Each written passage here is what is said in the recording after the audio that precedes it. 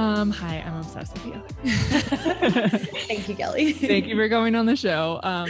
It's so fun to have my first conversation with someone on the podcast because, I did my due diligence in stalking you and have been just looking at everything that you're putting into the world. And it's really beautiful to see someone be so free and expressive. And also, I feel like your messaging and the way you show up in the world is so inviting. And it's like you're collecting all these women in your arms and you're like, I got you, let's go do this, which I think is really beautiful because it doesn't feel like this isolating concept. It feels very welcoming, very warm. And I think that's really important when we're doing this work and we're talking about feminine energy and abundance and money and all of that. So I just wanted to say that. And I'm wondering, where does that energy come from within you?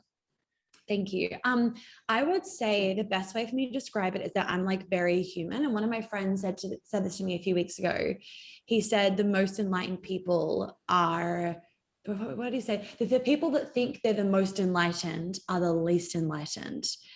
And that resonated because I was coming across so many of these like quote unquote spiritual people that was so out of integrity, that were just like spiritually bypassing, like they would manipulate the fuck out of others.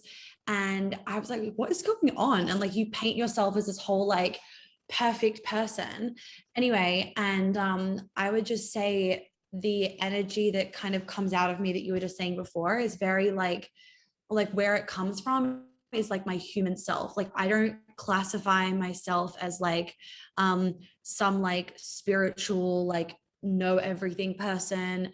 I don't think that I'm like better than anybody else. I just think that I'm more educated in my field than the average Joe Blow, and like someone else is more educated in like investment banking, you know. Oh, Jelly's joining us. Oh Hi, my buddy. gosh, that's so um um so yeah, I would just say that my human self is so expressed, and that makes it really relatable for other people. So I come across really authentic and like a friend to people. And because I show like, you know, when I'm going out to a bar or like doing random shit all the time, people see me as just a very normal person that's just an expert at something. And that is inviting in itself. When you paint yourself on social media as like when you put yourself on a pedestal, it can actually be really repelling because people feel like they can't reach out to you for help because they are afraid of you judging them, and they might not feel like you're good enough. So I actually say this to my clients sometimes of like, you need to tone it down and like show more real shit, because you don't want people to be afraid to reach out to you because they're afraid of, you know, you thinking, how do you not already know this, or like whatever. And it's not necessarily that my clients are like being judgy or anything. It's not like that. It's just that people can perceive things wrongly. So you just want to make the effort to really come across super normal and random. So like I really try, and I went through a phase when I moved here because I was honestly just so fucking busy, where I wasn't on my Instagram stories very much. And so I wasn't really posting like my random shit. I'd post like something maybe glamorous or whatever, but then I would just forget to post all the random shit in between, because honestly, I just didn't want to have my phone when I was doing random shit. And I've gotten myself back into the habit of posting the random stuff. And it's made, I can see the difference that it's made. And I used to do it so much and then just fell off the bandwagon. And I started doing it again. And for me and my brand, that's so important. I'm just posting like everyday random crap. Like, you know, getting a new tattoo, my dog is doing something weird, or like, you know, we try and be really diligent of even like, if my personal assistant is like, yesterday she was rearranging my spice rack for me, so she put it on my Instagram, and like all those little things, it just helps people to be like, oh yeah, she's real. Like her spice rack's not organized, it's being organized. Like little things like that actually go a really long way. Yeah. And it just helps people subconsciously to feel like they can relate to you more, and therefore they're going to buy from you because they trust you more. Yeah, I love this. I've been really grappling with the spiritual space over the last month or so. I've been talking about it a lot on my show because I too, like you, I started seeing all the bullshit.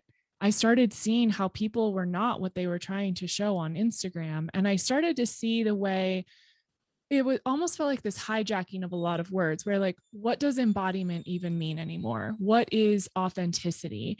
Are we actually living the things that we're preaching and talking about? And I have just felt like even my crystals and I are in a fight. I'm like, Mm. sorry, my puppy is whining. Can you That's not? okay. Can you not? He's like, I don't want to be locked in this room with you, mom. Um, so funny. Normally I've got Well, the opposite problem. Let me in, let yeah, me in. yeah. I'm like, you're 1 year old going on 16. You're such a teenager. But I even noticed like with my crystals, I'm like, did I do these work? Are these expensive rocks? Like, did I do Mm. this because someone told me I was supposed to and that made me a good spiritual girl? Like, I feel like there's a lot of conforming and a lot of, oh, someone says this and I'm just going to do it because that helps me fit into this space. And so I'm kind of in this, renegotiating what spirituality means for me and how am I actually embodying this? How am I actually showing up authentic rather than just doing it the way everyone tells you to? And it's like this guru mentality and, oh, they must know more than me, and, oh, I'm going to put them on a pedestal and they're better. And I think that there's sort of this reckoning with a lot of us of saying this doesn't work anymore and we're not buying into the Mm. bullshit. Like, who actually is showing up? Right. And you know what? The more that and like I'm very witchy and stuff just naturally. So I've always kind of been into that, but like I kind of do my own thing. You know what I mean? Like I'm like whenever someone asks me like what crystals do you buy? Like what's that name? I'm like, I don't fucking know. I just like buy ones that look nice. Like to me, they're just more of like they look nice and and I will say when I do hold some crystals, especially if they're really big, I can feel the energy from them. But it depends on the sourcing. And I'm very aware of like, also, it's not good to be having a million crystals in your fucking home because they don't belong in our home. Like they belong in the rocks in the fucking universe, right? Like they're not ours. Anyway, I will say though, the more that and New York people say like isn't a spiritual place, like fucking Sedona is spiritual, right? For me, New York is my vortex. It's my portal. Like I can, even in Sedona, nothing happened. I was like, no, I don't like this place. Like there wasn't like any big energy thing that happened. I actually found it like really exhausting. Like there was too much energy there, or there was like, it was like too intense almost, and it was exhausting. Anyway, but New York is my portal. And last year in lockdown, I was doing a lot of spiritual practices and a lot of like witchy stuff because I had nothing else to fucking do really. But New York for me, I'm like my most human self, and I'm actually my most spiritual. Like I'm my most psychic, I'm my most connected. I manifest so fucking quickly. Things when I'm in New York, I'm so happy. I'm so like, pouring out unconditional love, so empathetic, like all that kind of stuff. And that to me is true, like quote unquote spirituality. But like you said, what even fucking is spirituality? To me, it's just about being connected to like something greater. And we are spiritual in that we're connected to the universe instead of being connected to like God or Buddha or whatever else. To me, the more that I have let myself be human and enjoy human experiences, the more I felt connected to the universe and something greater, in fact. So like that's my kind of thing with spirituality, is like I just be human, and that's what we're meant to do. Like we're put here as humans to have that experience. So like everyone can do whatever they want to do, like that's up to them.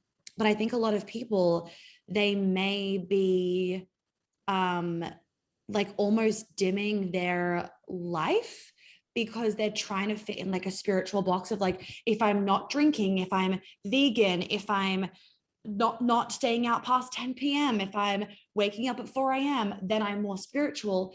And I want to say, if that actually like resonates for you, like that's different.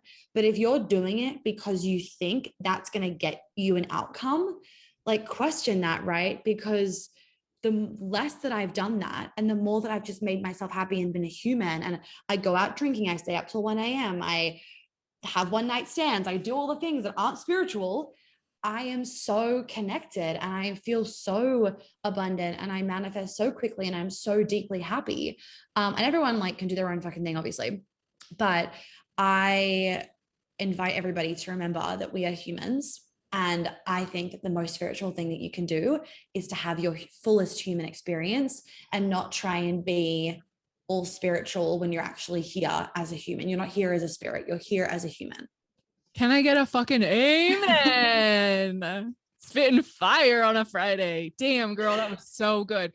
I love the way you explain that because I think that is this missing piece. And I've been in this space for a couple years. I've definitely not been doing this for a long time. I think what happens is we get into something new and we got to go gung ho all in. And it's like, I'm not a human anymore. I'm an alien and I'm ethereal and all this stuff.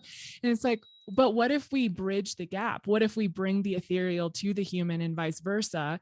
And we incorporate all of it? Like you're saying, we chose to do this so we could be human and have these experiences and have good sex and drink good wine and have fun and be joyful. Like, why is that wrong? We've made pleasure and joy and fulfillment in a human body wrong. And all of these, like a lot of these, not I wasn't all, a lot of these like strict spiritual practices are really masculine. And as a woman, that's just going to actually be draining your life force energy.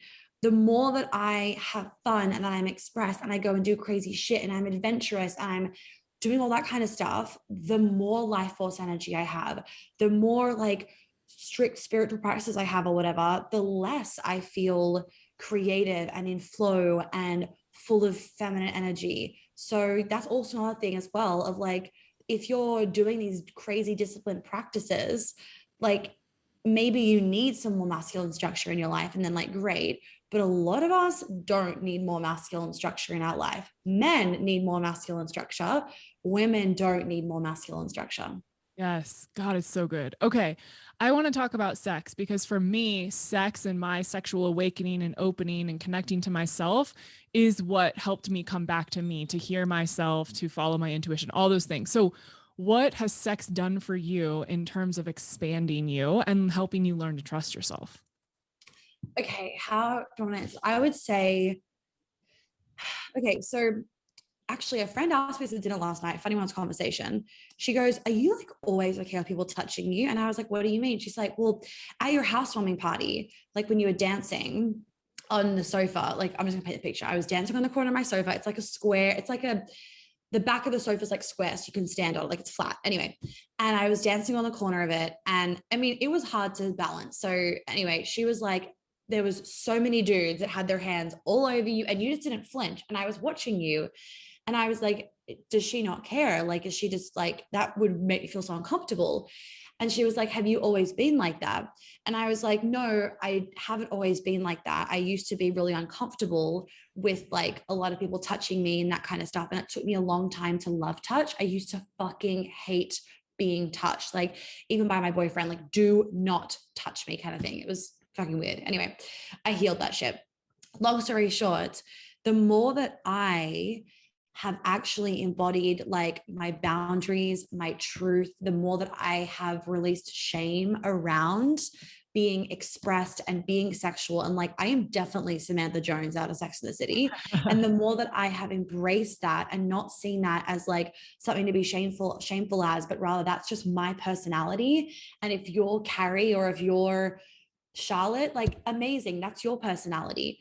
The more that I have embraced that side of myself and healed my shame around being like sensual and very sexual, because I kind of always have been, the more sex has been liberating for me. And then now sex is like, it's the best thing ever. I love sex so much. Like I could have it all day, every day if I could. And to me, sex is it's like empowerment. Like I feel so empowered and I'm not dominating in the bedroom. I am submissive as fuck. As in people will, people say like, oh, sex is a workout. And I'm like, I don't know what you were doing in bed, but it is not a workout for me. I just lie there. I receive, like I'm not doing shit in the bedroom. So I'm very much like submissive.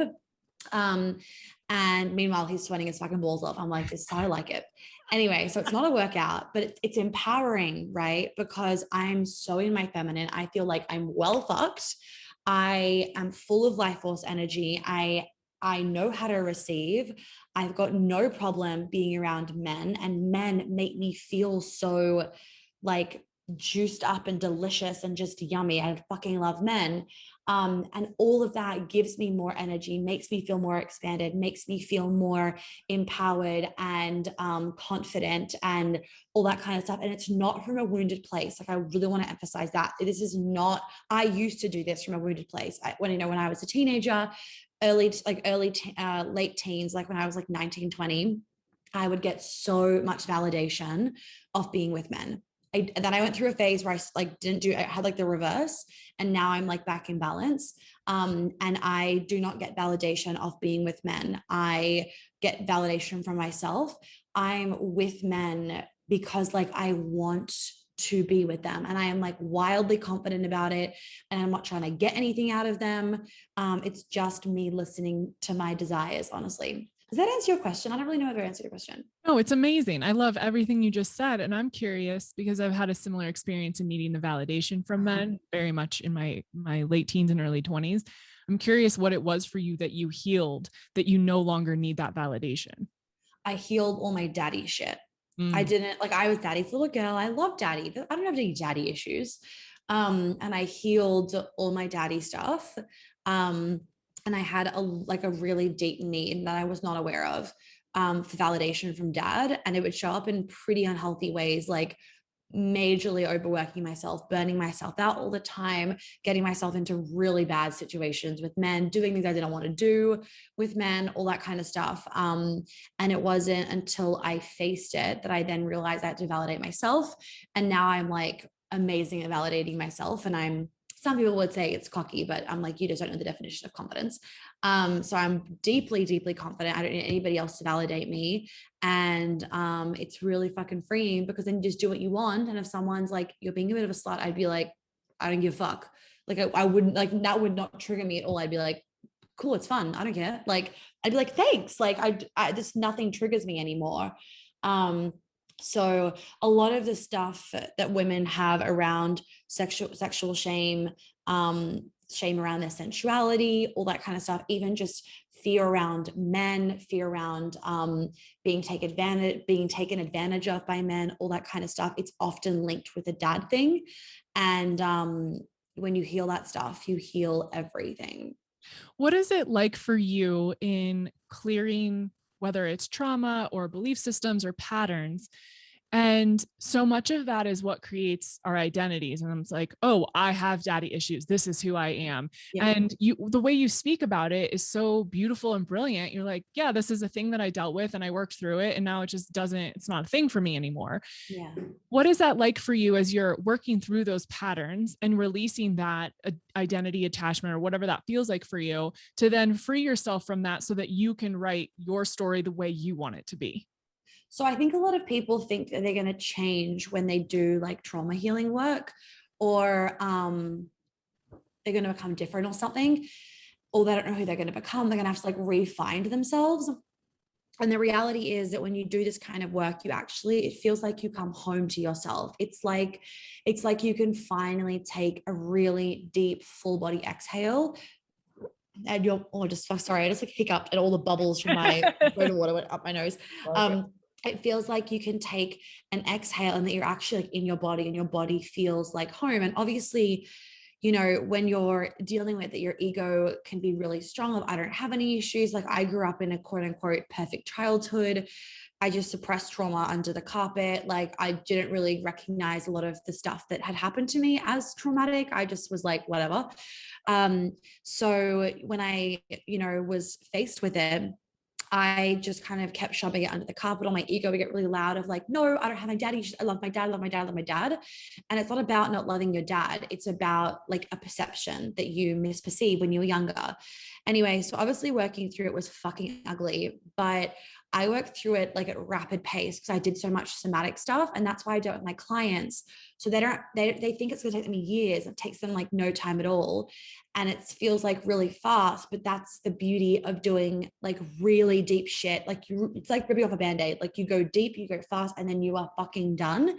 And obviously, once you've done that like main bit of trauma stuff, you'll feel like, oh my God, I'm done. And then from then on, it will be like small things all the time, continuing to learn, embody, expand, all that jazz, obviously. But the main bulk of it can be done really quickly if you allow yourself to go really deep. So you have to embrace the ugliness, you have to embrace the mess, you have to see beauty in the tears, in the vulnerability, in the ugliness, in the rage, in the anger, all that kind of stuff. And then, you know, you move through all of that. And then at the end of it, it just feels like peace. Like it feels like you have so much freedom and you have this sense of inner peace and inner freedom. And it can kind of feel hard to explain sometimes, but like I never have bad thoughts running through my head. Like I couldn't tell you the last time I had like a I'm not good enough or I'm too much. Like my head is silent. Like I could stare out the window for 3 hours and I wouldn't think of anything. I might think of like chores or like a to-do thing, but like I wouldn't, nothing would be in my head anymore. If my dad disagrees with me, a wound doesn't come up. I'm just like, oh, whatever. And like nothing happens. If I go up to a dude in a bar and he rejects me, I'm just like, okay, like nothing happens. I don't get triggered. Like it's all these little things. And you often don't even realize how triggered you do get day to day until you do this stuff. And you're like, whoa, I literally feel like I could do anything. Yes, there could be discomfort around things, but I'm not afraid of the outcome being what my ego won't like, as in like rejection. Like I'm no longer afraid of rejection because I don't reject myself anymore. And so it's just all these little things in the way that it plays out. And so many people just don't realize that even little traumas actually can have a monumental effect in their life. And everyone benefits out of doing this work. Every single person, even if you think, I have no issues, I had a perfect upbringing. I had a perfect upbringing. We had money, my mom and dad are still together, like blah, blah, blah. But I still had my fucking daddy issues beyond belief. Mm-hmm. You know what I love about everything you just said is that everything is about responsibility and choice. You are constantly making these choices to not be in suffering. And Mm. it's so interesting. And this is something that I notice about myself, and I really have to call myself out on it. And I even did this last night. It's like, I'm so used to having a fear. And so I keep having the fear, even though it doesn't really make sense to have that fear anymore, because I have become so accustomed to just sitting in suffering and forcing myself to suffer because that's what I know. And so Mm. I pinpoint those moments and I'm like, why would you choose to suffer right now? And I Mm. think that's something that we forget, is that we have the ability to choose something different for ourselves. And I love that about what you've said, because we can look at going up to a guy in a bar and he rejects us as rejection, or you can just say, he wasn't into me, moving on. And we don't have to Literally. create a story about it. So Yeah. when did you realize I have choice and I choose to not suffer? So I've got two things. First, to answer that, there was never like an I choose to not suffer, because when you fix all your trauma, you don't even have to make that choice anymore. It's like suffering isn't even in your brain. Does that make sense? Like Yeah. you don't even have to be like, oh, it's okay. Like he didn't reject me. I'm not rejecting myself. It's okay. Like you don't have to calm yourself down. You don't have to talk to yourself. It's just like not a thing anymore. And like obviously sometimes things happen, and yes, you need to kind of like get yourself out of a thing if you're like a massive expansion is happening. But having the tools, having the support is like all you need once you've done this stuff. But I wanted to also mention what you were saying about like it's so easy to kind of be a victim to things that have happened to us, our stories, our programming. That's an addiction to trauma, and it's a full thing. It's not like some people are addicted, some people aren't. Everyone's addicted to their trauma, because the way that chemicals get excreted in your brain, it literally creates like a drug addiction to what you get out of your trauma. So like a classic example is, and not saying this to everyone with depression, I'm just using an example. People that, for example, might have depression, depends on the severity of it, obviously. They can then find a group of friends, I'm just going to paint a picture, that also have depression, and they all complain about their depression together. Now, what that does is they all then feel good about their depression. I've got people to talk about. I'm loved because of my depression. Maybe they get more attention from their family because of their depression. Maybe their friends feel more sorry for them and they check up on them more. So what happens is their brain is constantly creating this addiction, and literally it's a combination of adrenaline, serotonin, dopamine, and it all gets very addictive, where your brain then creates this story, but more intense than it's a story, of like, I am safer, I am more loved when I am depressed. So why would you want to let go of your depression? Because then your brain, if you don't have that depression, well, then what will I talk about with my friends? Will my family still love me? Will my friends still check in on me? Like, who will give me attention? And so, of course, you get depressed to the story. Like, it's so easy to do that. I mean, a really basic example is like, when you're younger and you were like sick and you'd get more attention from mom, Oh yeah. that's where it starts, right? You got more attention from mom when you were sick. And women have this even with their periods. And it can happen with like any sickness, but it happens a lot with periods as well, where women that have painful periods, I've noticed that they also might have had their upbringing where they got more attention from mom or dad when they had bad period pain or when they were sick. So their body manifests continuously like being in pain every month because then they get more attention from people. And the reality, like that's the case for a lot of people. We get more attention when we're sick. People check in on us, right? When something's happening, if we've hurt ourselves, if we're fucking vomiting, it doesn't matter what it period pain, doesn't matter what it is. And this creates this addiction in your head. And so you actually have to then break a victim addiction plus then heal your trauma. And for a lot of people, that could take them years to actually be like, I no longer want to be a victim. But just even maybe me saying this is going to make people aware of like, whoa, I'm actually addicted to that, because you can be addicted to men, you can be addicted to food, you can be addicted to friends, you can be addicted to traveling or escaping or codependency, you can be addicted to a million things. All it is that your brain is constantly eliciting these feel good hormones when you do something, and you do that enough, and then that creates the addiction where you'll want to keep doing that, not because of the friend, but because of the feeling you get out when you're bitching with your friend. That's why women get addicted to drama. It creates this connection in their head with these girls, and they get all this dopamine and oxytocin, which then creates an addiction. So everyone gets addicted to talking about drama. That's so good. It's so Yeah. good. And when I talk about this with some of the women in my community, it's this fear of, well, if I let go of all of this stuff that I'm giving my energy to, and then I have all this space, oh God, what do I do with the new space I have? And it's this unknown and this fear. And I'm curious what your advice would be for someone who is scared to create that space to live the life that they want and not have this need to be addicted to trauma or drama or any of that. So a lot of us fear space because we grow up in a society where like when you have lots of things to do, that's better. And if you have space, I'm going to be bored. And being bored is that I'm going to be lazy. I'm not productive. I'm not being successful. You have to start to want to be bored. So I used to never want to be bored. I would fucking avoid that shit like the plague. I would fill my calendar so full. Like I would do crazy shit. Anyway, now I always have the goal of like, I want to like have to twiddle my fingers and my thumbs and be like, what am I going to do today? Like we all actually crave a little bit of boredom because it means that we can just like hang out. We can do nothing. We can stare out the window. We can like have a cup of tea on the veranda. Oh my God. So if you can actually desire to have boredom, what that will do is your brain will then be like, oh, I want boredom. Okay, let's go find boredom. And so then you'll feel safer. This is just like a tiny little step. You'll feel safer in the idea of I might be bored. And therefore, you'll be more willing to do all the fucking work and be okay with being a bit bored.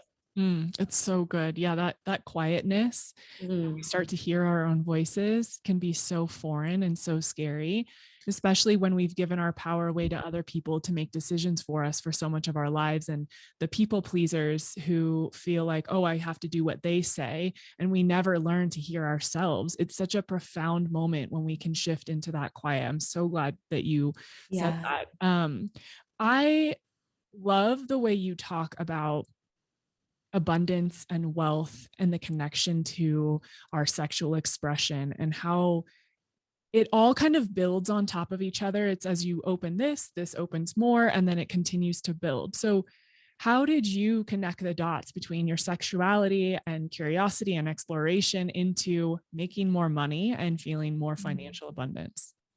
Okay, so I did an Instagram post on this the other day, so I'm kind of going to expand on this. So basically, when you are feeling really sexy, and that will come from you like getting rid of anything that's made you not feel sexy. So you're not born, most of us, and there is generational trauma. So like, just put that aside, ignoring generational trauma for a second. Most of us are born not feeling like I'm not worthy of like sexual whatever, right? Most of us are born like blank slate. It's a blank book. Think of it like that, a blank book. And then everything that's happened between the day of your birth to like now is what you're living out. So when it comes to like feeling sexy or like confident or boundaries or anything, you don't need to go and learn it first. You actually need to get rid of everything that's stopping you from naturally feeling sexy or abundant or being able to speak your truth, X, Y, and Z. Like you have to clear all of that stuff before you like pile on, like, let's just go do lap dance classes. Like that's all well and good, but like you've got to clear the stuff first, because you can't just keep piling on things. Like the problem is still there. Anyway, so once you've done that and then you're naturally feeling sexy, when you're feeling sexy, you feel like you want to be sexier, right? It becomes this cycle of like, I feel sexy, so I'm going to dress sexy. And if I feel sexy, I feel worthy. I'm happy for people to look at me. I want to be seen. I want to be heard. It's all that kind of stuff. So from there, you're then more likely, because you feel worthy and, you know, abundant and delicious and all that kind of stuff, because it's all interwound into the same energy. You are then way more likely to walk into, let's say, Celine, my favorite handbag shop, Celine, and buy a handbag and not flinch about it. You'd have to tell yourself like anything like, I'm deserving, I'm blah, blah, blah. It's like, no, of course I can just buy the fucking handbag, right? You feel sexy, you feel liberated, you feel confident. So you'll walk in and you'll buy the handbag, for example. Then the handbag makes you feel sexier. So what happens is you will feel like you want more sex. So then you go and have more sex. And then the more sex you have, then you feel more liberated and more confident, and you'll continue to invest in yourself. You might then, you know, hire a fucking French teacher or hire a coach or whatever it is that you want to do, because you feeling sexy makes you feel powerful and confident. When you feel powerful and confident in that energy, you then also feel like you're deserving and worthy. And it's not even like, it's so hard with those words. Like, I feel deserving. I don't not feel deserving. I don't feel deserving. I just am. Like, I don't even have in my head, I'm deserving of this. Like when someone says like, oh, you deserve that, I'm like, I never said I didn't deserve it. Like that was never in my head that I didn't deserve it. So it's just like, you just are. You then invest more money in yourself. And then when you invest more money in yourself, you feel sexier because you are excited. You have an adrenaline rush because you've invested all this money in yourself. You've got this new beautiful handbag, or you're excited for this new course that you're doing. You're just excited for like what's to come. And then all of that, all of the serotonin and adrenaline then makes you feel sexier again. So then you're going to go have more sex and your relationships are going to get better, or your relationship or your sex life or whatever it is. And then you continue to feel liberated and expressed and free. And then you go spend more money on yourself, and you just, it continues to be in this cycle. And as you're in this cycle, you obviously make more money, right? You're the woman that then walks in and lights up the room because you're oozing all of this feminine, radiant, magnetic energy. Because as you're feeling all of this and operating in this energy, you are more magnetic because you are deserving, worthy, X, Y, and Z, and that's never a question. So then you're the woman that lights up the room. You're being really productive at work because you're having great sex. You don't feel like there's all these like demons in your head running around about stuff. You just feel good. You know, you bought a new handbag, that makes you fucking productive, or does for me. And then your boss notices this, then you get a pay rise or whatever, or you sign on more clients because you're just oozing confidence and happiness and joy and abundance. And it just is this one big, huge cycle, basically. Ooh, I love the visual that I get from that, because it feels just like a bunch of concentric circles just merging, like cycle, cycle, cycle. And it feels, as you talk about it, it's like the doubt and the questioning and the, am I worthy? Those things fall away because you don't have room for that anymore. Your space is full of, I feel sexy, I feel productive, I feel amazing about myself. So everything else sort of washes away.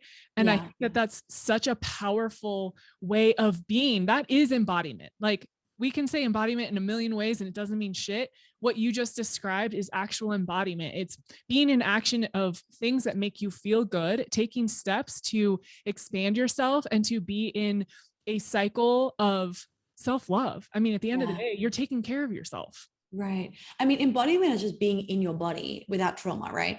So when I'm like feeling sexy, doing what I want. I'm just doing what the fuck I want to do. And I'm not second guessing it. Like I'm not just like on this like robot cycle where I don't think about decisions. Like obviously I think about things, right? But like I don't make these decisions from my head. I make them from what feels good in my body. And that's embodiment. Like it's not head bodiment. That's like what it would be in head or whatever the word would be. Embodiment is in your body, not in your head. Yeah.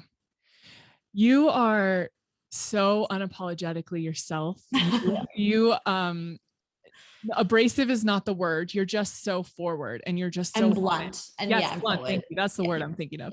Yeah. You're so blunt. And I love that about you because it is, I mean, I just respect that so much when someone is just so knowing of themselves and like, fuck it, I don't care.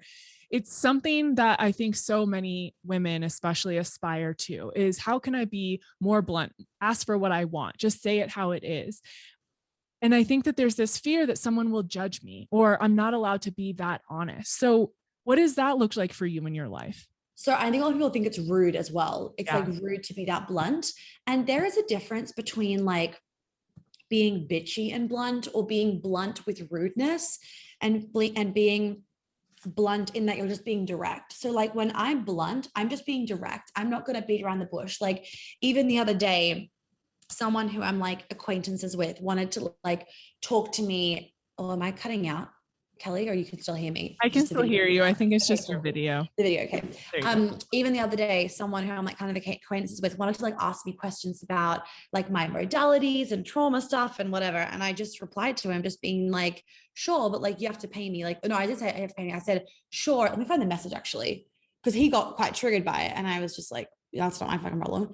Literally here, he said, what did he say? Oh yeah, I said, oh, I don't let people pick my brain without paying. So can't help you with that. And he was like, whoa. And I was like, I don't like, that's just the answer, right? Like if you want to book in a discovery call, like we can do that. But like even my mom, she pays me. My mom's my interior designer for my apartment and I paid her like her hourly rate, blah, blah, blah. Like that's no question asked. And she's done two of my programs. So she was very much like, yeah, we'll pay each other. My dad was like, you shouldn't make your daughter pay you, blah, blah, blah. And I'm like, Mom, I want to pay you because it's sexy to pay for a fucking interior designer. And like, I want to value you, but also I want to know for myself that I have made that investment in myself. Like it's fucking sexy. Anyway, so I would say with the bluntness and everything, there's just a difference between the energy of being like, oh, I don't give away like my business information for free or whatever it is. Or like, if you want free advice, you can listen to my podcast. Otherwise you need to pay for my services. Another example of being like kind and blunt or like direct and blunt in a good way would be this. I literally did this the other weekend. So I'm giving it to you. Go up to the bartender and be like, hey, do you want to fuck me tonight? That's fucking blunt and direct. I love you. That's fucking blunt and direct, right? And like we had like a minor conversation before that. I didn't just walk up to a stranger, like I knew his name and everything.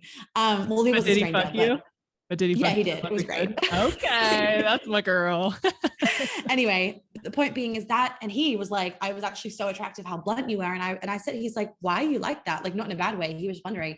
And I was like, well, I didn't want to beat around the bush. Like I knew what my intention was for that night. And I wanted you to know what your intention was. Like, I didn't want to like be talking for half an hour between you serving drinks. And then you want to like take me out on 3 dates. Like, that's not what I was asking for. I just was like, you're attractive. I'm on a mission. That's it. Like a where man, thank you, ma'am. Anyway, so even with the bluntness, I was saying this to someone last night of that the bluntness, I think, is like a self-respect thing of I know what my intention is, and me beating around the bush and avoiding what I want is actually really draining to like your own life force energy. And it's really draining because you know what you want, and it's like the impatience can like eat you fucking alive, right? If you're like, let's say we'll use the fucking bartender, right? And imagine if we were like talking for 3 hours and I'm like, come on, like it would just like the fucking impatience would be so infuriating that I would resent myself, and I'd probably even resent him as well, rather than being like to the point. And then also, me being to the point leaves less room for me being hurt. So if he was like, no, I'd be like, okay. But if I had this whole 3 hour thing, I'd be like, I just wasted 3 hours of my fucking time that I could have like been hanging out with my girlfriends or whatever. Do you know what I mean? Wow. So also being blunt allows you to just save a lot of time and a lot of like fluffiness. I'm not a fluffy person. Like if someone doesn't want to hire me, then that's fine. Like, cool, let's move the conversation elsewhere. Like we don't need to keep talking about this. I'm not going to beat around the bush and like not be really, really direct. I've always been blunt, but I've never been like, I've always been blunt, but I found it very hard to be blunt. I would like eventually be blunt to people, but I'd beat around the bush in the beginning. Whereas now I don't beat around the bush now. And I think it's also part of like running a business for so long and just being like so clear on who I am as a person. And I know what I want. I know what I like. I know who I am. I'm so fucking clear on my personality and myself and my values and desires and needs that why would I be fluffy with someone? Like that is the biggest waste of their time, biggest waste of my time. Like we have rules even where like if we feel like someone's like 1 foot in, 1 foot out when they're emailing us, we'll just be like, no, like not like that. We'll just be like, I don't think you're ready. Like come back when you're 100% yes, or come back when like you're 2 feet in. And we're just so clear on that. At the end of the day, people fucking love it. Like people love bluntness. They find it admirable. They find it attractive. It's so confident, it's so sexy. Like I always get compliments from guys of your bluntness is so refreshing. They always use the word refreshing. And for them, the reason why they love it, and I get this all the time with dudes, even just my guy friends, they love it because they never have to worry about judgment. They never have to worry about them upsetting me or like doing the wrong thing or being annoying, because I'll just be like, I need you to go, or like, people are coming soon. Like, can you leave the house? Like, bye. And I do that not in a bitchy way. I do it in still a nice way. Like the other morning, as an example, would be like, hey, not trying to be rude, I really need you to leave in 10 minutes because I've got X, Y, and Z happening. Okay, cool. I'll leave. Done. Do you know what I mean? Like, you don't need to be a bitch about it.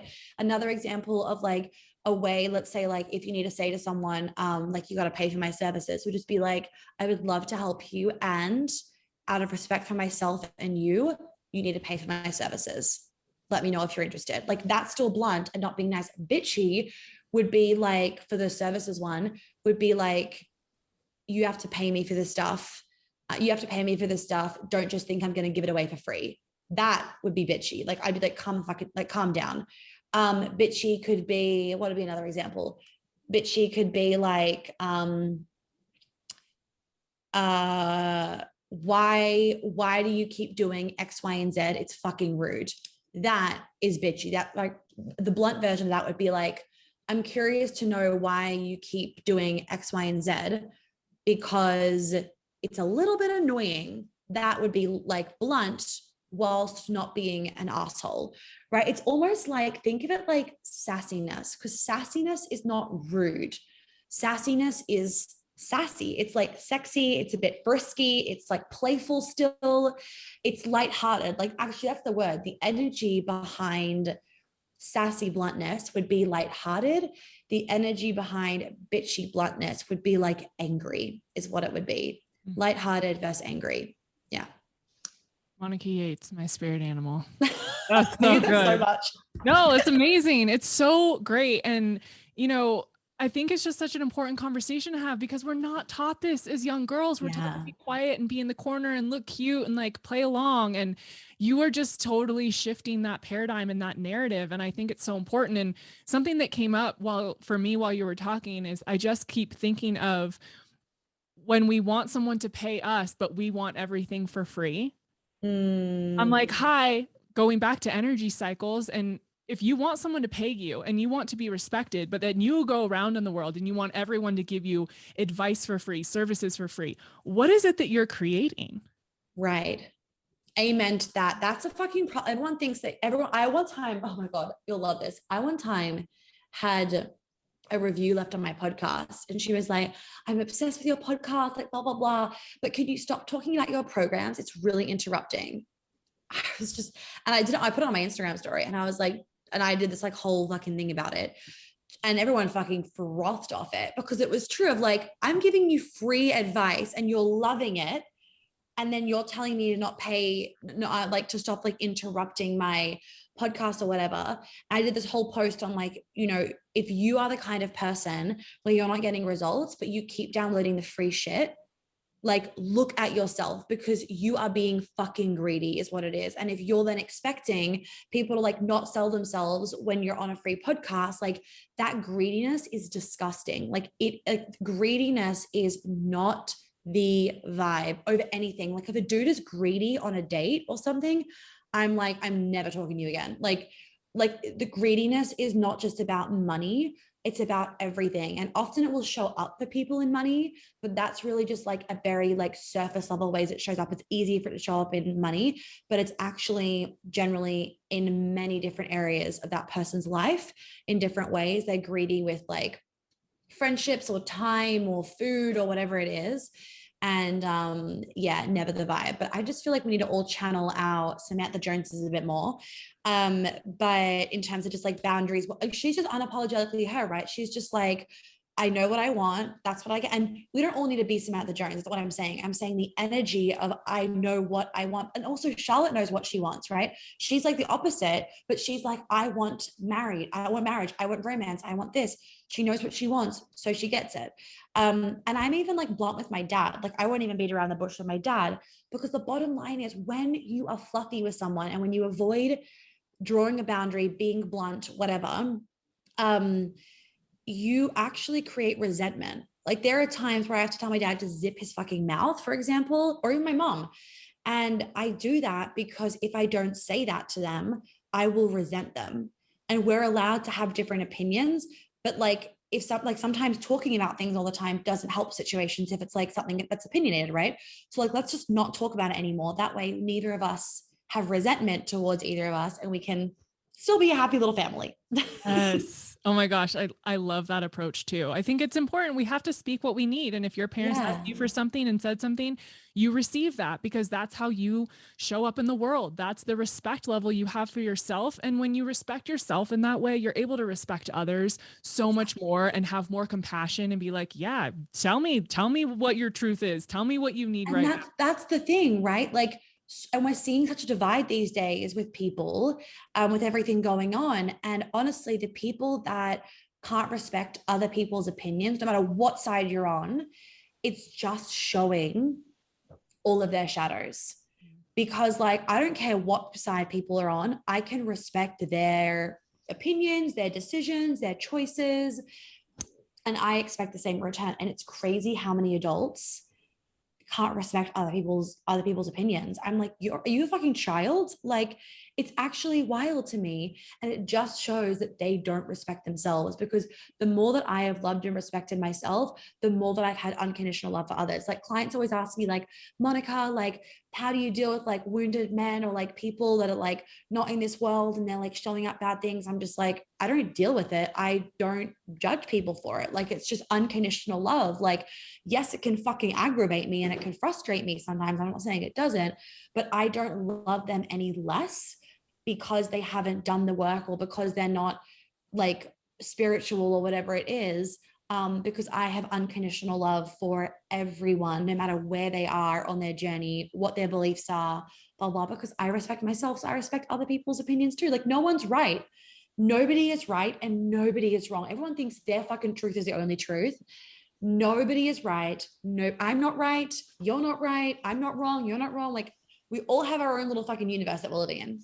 Oh my God. I feel like you're in my head. That is what I've been sitting with all week. I'm like, no one's right or wrong. We're all just living in Right. our own universe. We're all just like Yes. seeing our stuff. We're all doing our best. My truth is my truth right now. And so is yours. And then maybe we switch tomorrow. Who the fuck knows? But like, this is what it Exactly. is. So the judgment and the anger and the why don't they get it? It's like, literally, we are all on our paths. We are souls in a human and we're doing the thing and we're learning the lesson so that when we die, we go back up and we're like, all right, what's next? Like, that's it. Yeah. Amen. Amen. Love it. So good. Monica, thank you so much for coming on the show. You are so wise and I love your energy and you're just so raw and I'm just so grateful for you. Thank you. Thank you so much, Kelly, for having me.